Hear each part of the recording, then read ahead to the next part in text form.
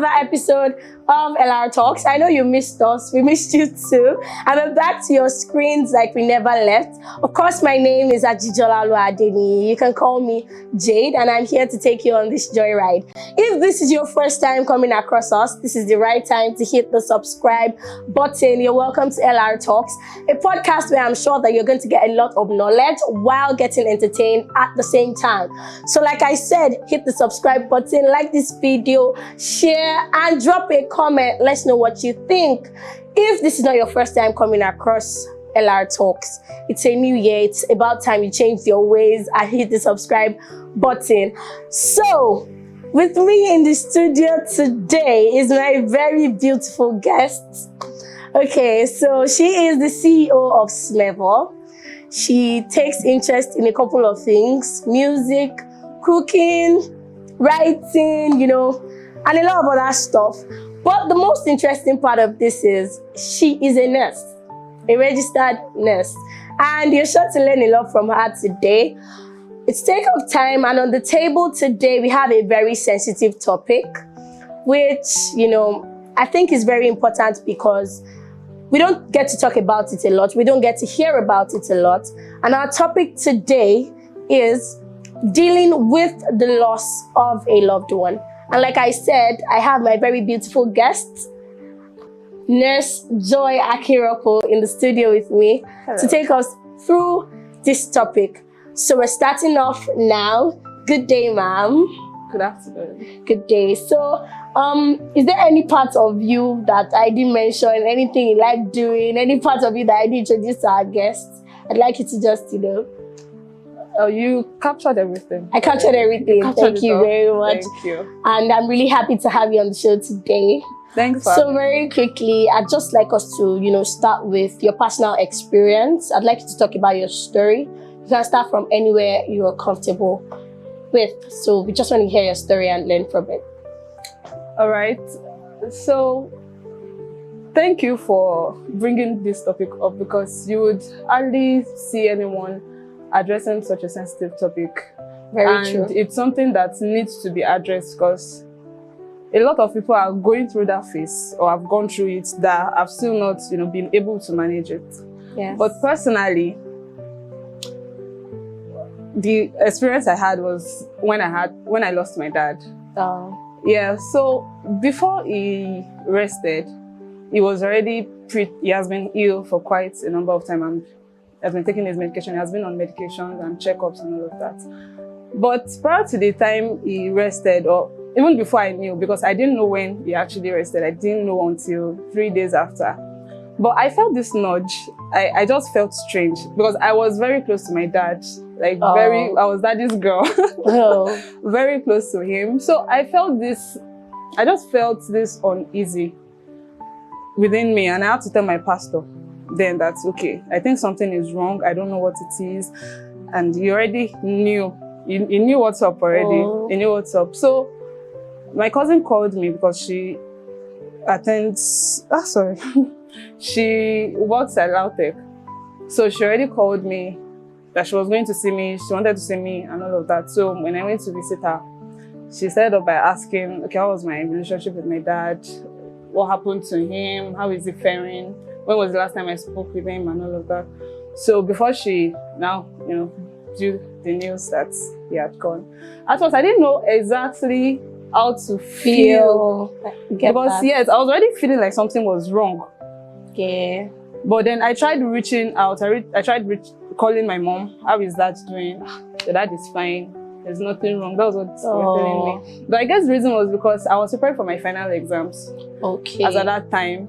So, and I had some exams to clear also. I think 1 or 2. So they probably didn't want me to get distracted by the information. So she was always saying my dad was fine. So I didn't know exactly how to feel after my cousin told me that, okay, he addressed it. But I just said I was crying. I was crying. And one fun fact about me is that when something is wrong with me, I eat. So I'm quite a foodie. So when I got home, I ate. I got jollof.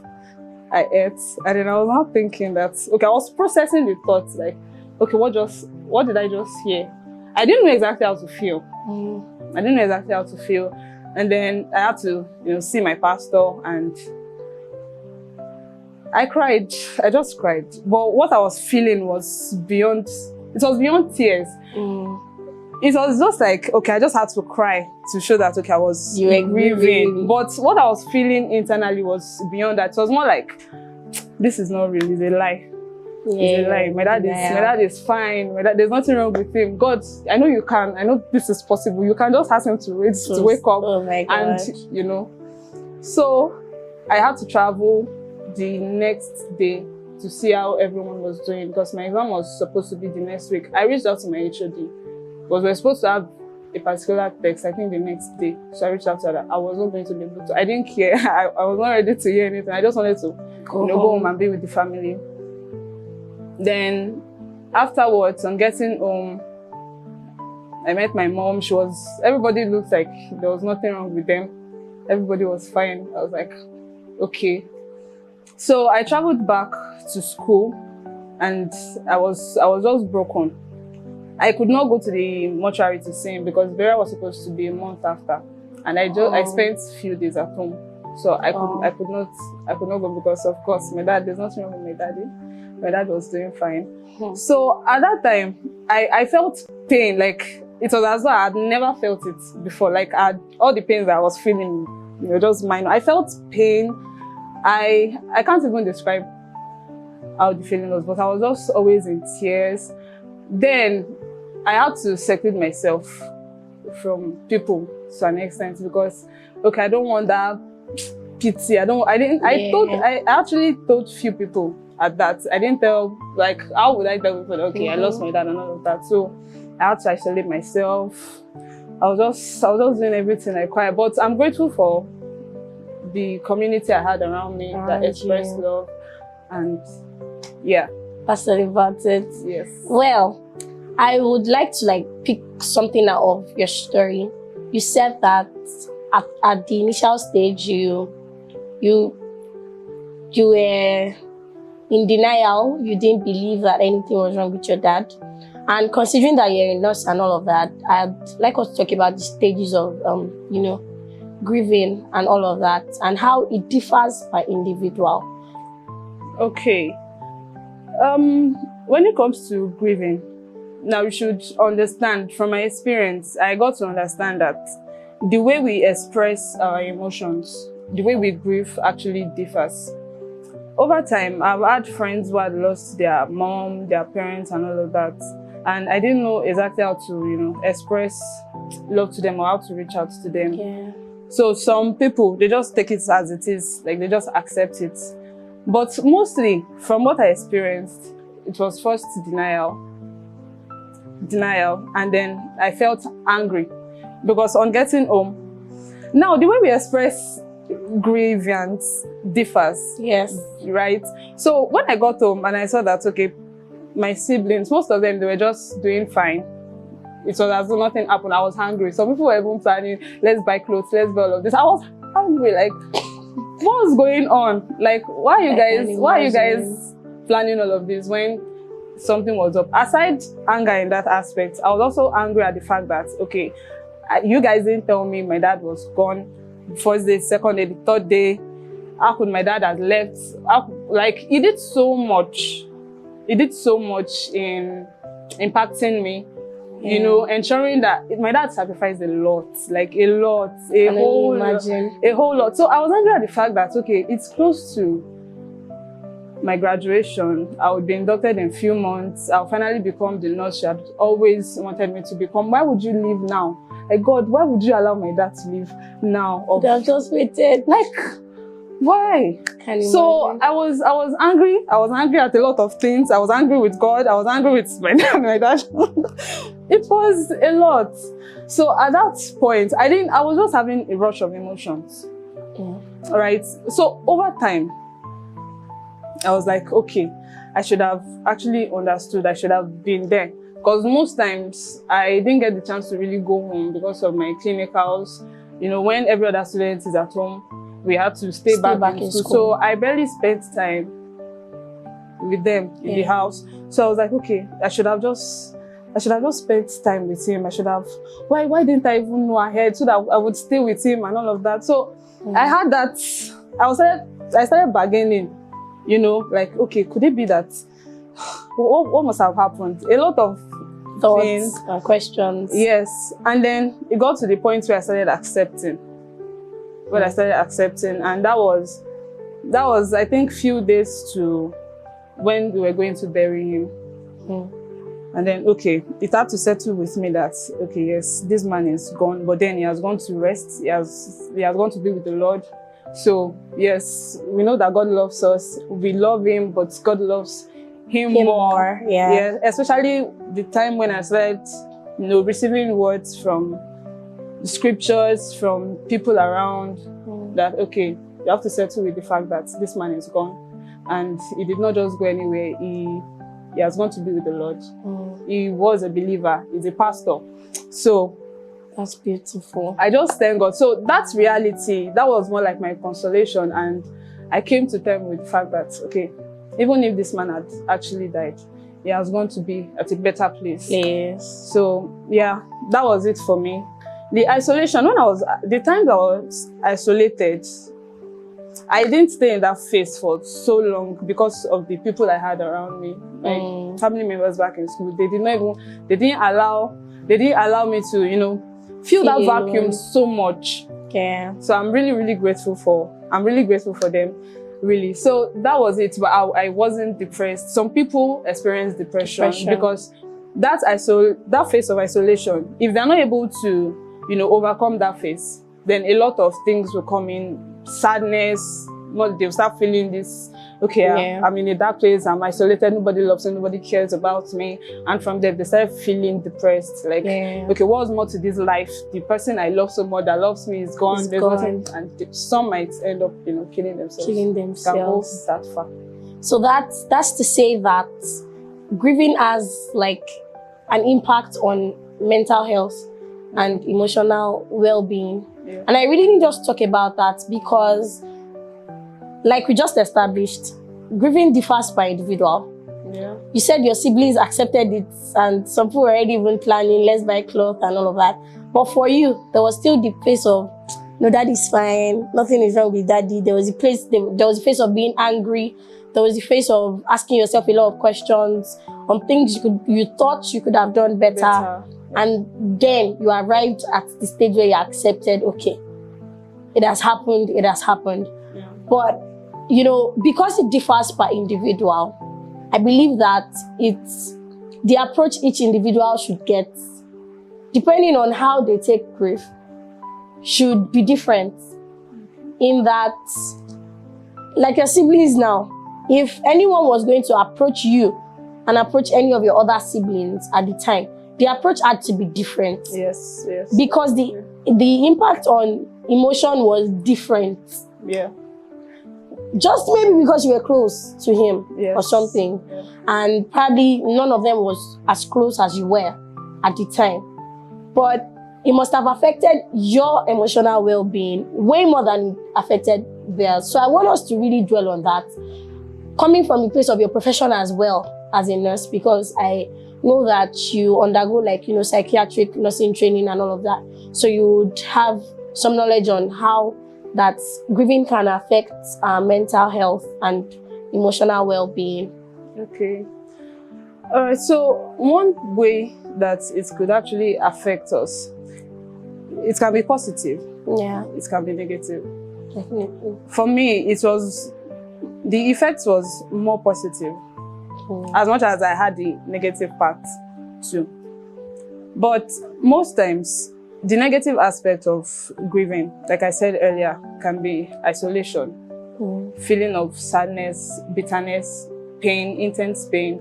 And those things, actually, it is best we overcome that phase as early as possible, because as much as we love people, as much as we are close to them, there is always a time for life, and there's always a time for death.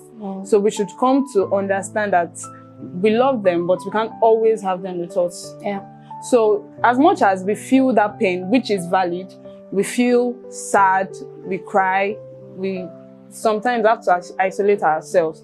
It is quite okay, but we should not stay in that phase. There is more to life. One thing that actually helped me was the fact that I had someone at that time that could relate with how I was feeling. And the person, you know, spoke with me, we talked. And there was someone too afar off that I heard. I think my pastor cited him as an example that also went through similar stage with me. And I saw how well this person was doing with life. And his own story was more like, okay, he lost his dad at a tender age, but that quite opened him up to opportunities, to meeting new people, you know, to making something good out of his life, which also served as a motivation for me. And it was more of a positive impact for me, basically. So as much as we have the negative impact, which is not something that we should dwell on, we should always look at the bright side for everything that happens. Yeah. And make the best use of our lives. Thank you very much for that. So we'll still come back to the place of community you mentioned earlier. But I want to talk about culture. And from your own experience, I would like to ask, did you have any cultural, you know, drama? Because, okay, I think at some point, I know someone who lost a loved one and, you know, she was quite young, or let me say we were quite young at the time. She was about 12 years old or something. And at the burial ceremony, we had, you know, people saying, the idea was they were kept away from the scene of, you know, the burial and all of that. Okay. And it just so happened that some people just, I don't know, they just woke up, opened their mouths and said they needed to bring them to pour sand on the coffin. Okay. It's, for me, yes, it's respect, but does it not matter that they were quite young? So culture, and then we hear other stories of she lost her husband, they cut her hair. What do you have to say about culture? And did you have any experience with, you know, cultural drama? Yes, I did. At the time when my dad was late, after his burial, we had to burn his clothes. All his clothes. Wow. I was like, you know, yes, we have to respect the culture because it is what it is. We just have to respect it. But I feel that there are some things that are not supposed to be. That are so unnecessary. Why will you burn my daddy's clothes, for goodness sake? Why will you burn my father's clothes? Right? So I had to take some clothes away. You know. Oh. So yes, but they burnt it. Then my mom was supposed to, you know, be dressed. Is it on black? Not on black, but she's not supposed to wear a flashy. She's supposed to be dressed in a certain way for. Yes, she's not supposed to wear something that's a bright colored clothes. Yeah. And she was supposed to stay in for a year. She was supposed to stay in for a year. Yeah, she was not supposed to go out. She was not supposed to go anywhere, and she had to stay. I was like pissed because my induction was in few months. So wait, how are you guys supposed to? What's your plan for my induction? How are you supposed to, like, celebrate with me? But they had to mix it because of culture, which actually pissed me off because it's also unnecessary. It's also unnecessary. Wow. If my dad was alive, we would have done all these things. And then I think those were the two things that I experienced. But I've heard of cases where maybe the brother's wife had to marry the wife of the deceased and all of that. Personally, I see it as something insensitive and quite unnecessary because these people are still grieving. They are still just supposed to take them through all of that. It was just not necessary, personally, for me. Wow. So that was your experience. So you had experience with culture. I think we actually need to do better with culture. With culture, because yes, we're respecting the culture, but we should also not forget that the world is evolving. There are certain things that we should not.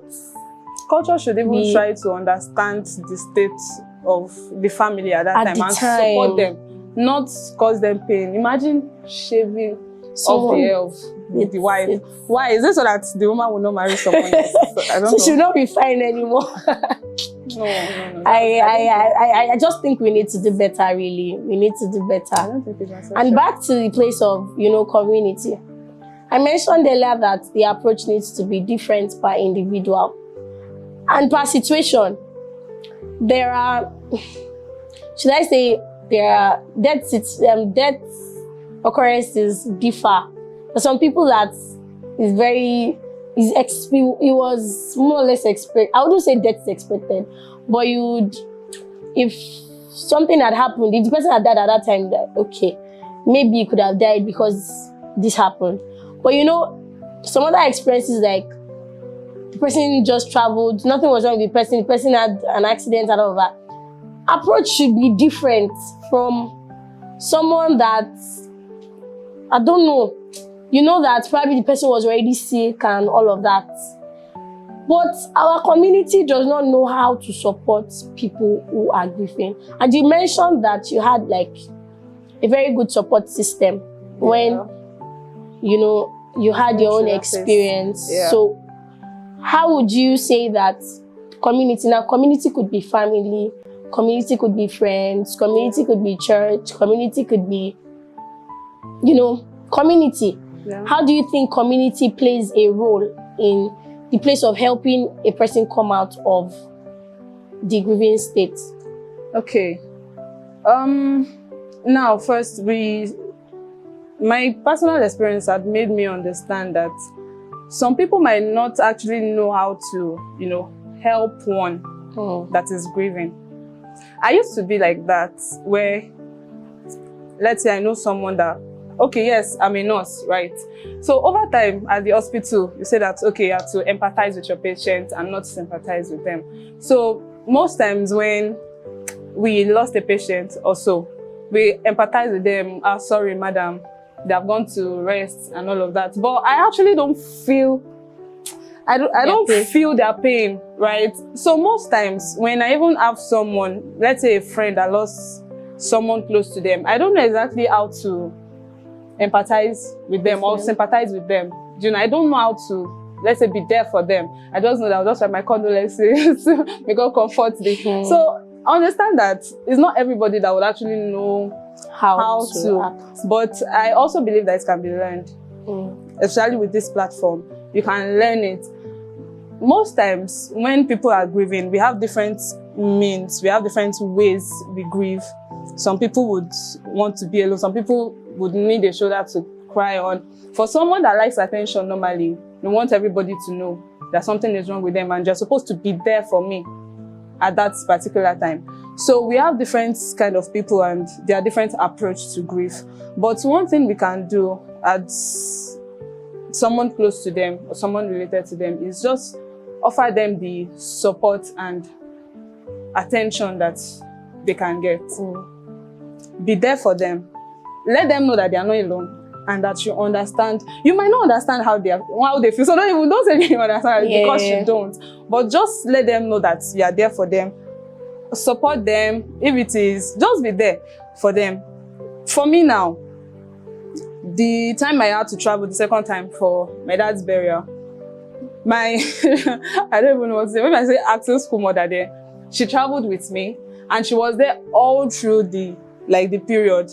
I had my colleagues, my church members from school, some had to travel down from school, some they were already in Lagos, and everybody came. That's first blew my mind, like, oh wow, these guys actually care about you, care about me. And people called, we understand how you're feeling, this and this. They were sending prayers to me and all of that. I felt that love, I felt that support. So even at the time when, let's say I want to start crying, start grieving, yes, I had those moments. I had my silent moments of tears. I had my silent moments of grief and all of that. But I was never for once left alone. I was receiving gifts, like the love was massive. So I feel what we can just do is support them. Let them know they are loved. Let them know they are loved. Be there for them. Just express love as much as you can, but don't leave them alone. The resultant effect can be really bad. Don't leave them alone. As much as you don't know what to do, just let them know that you are here for them. But also for the grieving individual, some people tend to look like it when they lose someone. Yes, you might look like it, but I still believe that there's a place of still paying attention to yourself, even in that state of grieving. Yeah. You know, taking care of yourself and all of that. So what would you have to say on that? All right. For someone that is grieving, ensure that you prioritize your self-care. As much as you are grieving, I'm sure the loved one you are, grieving over would not want you in that broken state for so long. So prioritize your self-care. Take care of yourself. If you need to go out, take a walk, if it is to write down however it is you are feeling, I feel that would help as well. Journaling, talking to someone. I read a book and it says that asking for help is actually a form of strength. It does not show that you are weak. Yeah. It just depicts the fact that, okay, you are strong enough to acknowledge the state that you are in and you need to be out of it because there are other things to do than just wallowing yourself in pain. So take care of yourself. If you need to see a therapist, please do. Therapy needs to be normalized. I think the moment you hear therapy in this country, people get scared. No, it's not like you are going insane or anything. You just need to talk to someone and let out how you feel. Yes, actually, take care of yourself. See, bathe, brush your teeth, wear clothes. Look good. Don't look like what you are going through. A lot of people are actually going through the same thing or twice as much as you are. So you're not the only person going through it. So take care of yourself. Grieve, yes, your feelings are valid, your pains are valid, everything is valid. But ensure that you don't stay too long in and you take care of yourself. All right. Thank you very much for that. This has been a whole lot of learning.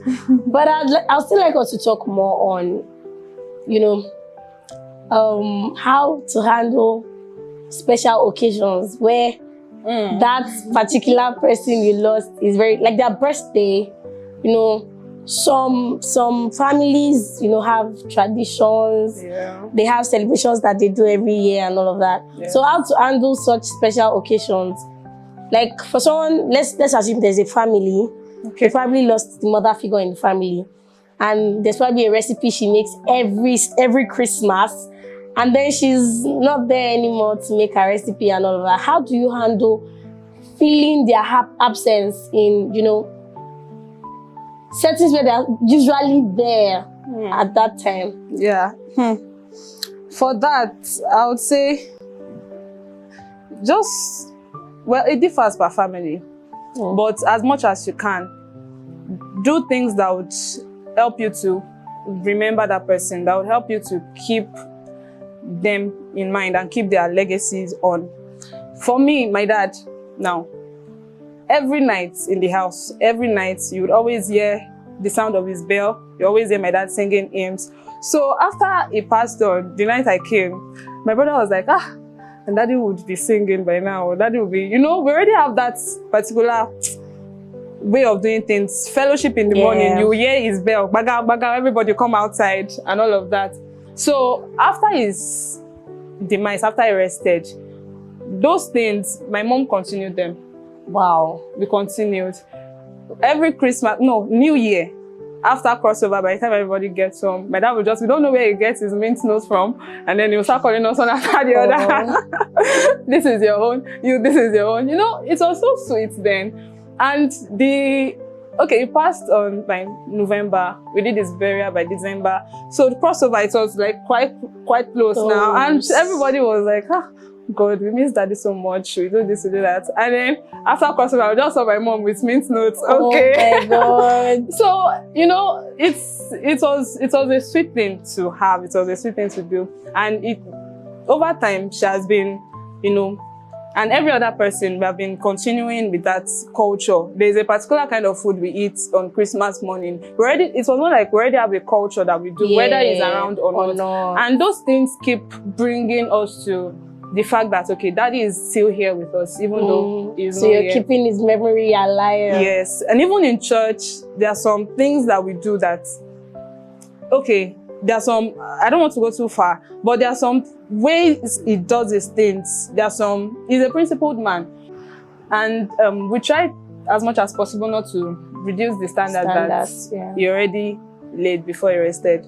So I feel things like that should be what we should put in place in order to keep memories their alive. yes, to keep their memories alive. Oh, thank you very much for that. So I still have one more question Okay. before we go.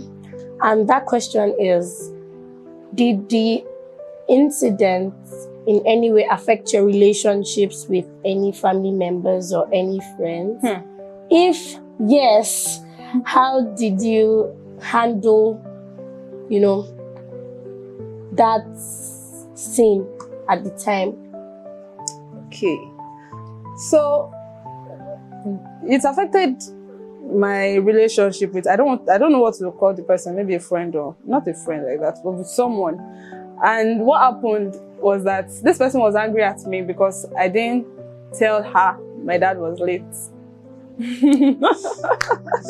So Okay. I didn't about I was not supposed to be, going announcing that hello, my father is late, my father died, and so.